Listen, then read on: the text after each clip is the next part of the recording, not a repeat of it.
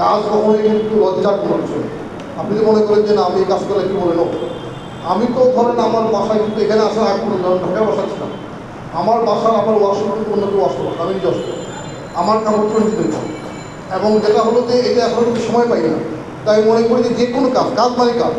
আপনি ধরেন বাসায় পাঠ করলেন, আপনি ভালো পাঠ করতে পারেন, ভালো রাখতে পারেন, আপনি ভালো একজনকে সাজিয়ে যদি সুন্দর চেয়ারে করতে পারেন, আপনি কাপড় সেলাই করতে পারেন, প্রত্যেকটা একটা শিল্প।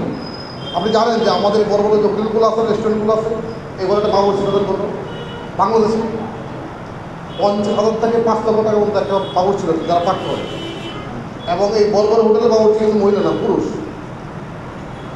তার মানে কি, বাবুর্চি যে পাক করে এটা একটা শিল্প। আপনি কত বড় কাজ করেন সেটা হলো যে আপনার পরিবারের সমস্ত লোকে রান্নাবান্না করেন, তাদের স্বাস্থ্য ঠিক রাখেন, টাইমলি খাবারটা সরবরাহ করেন, করেন।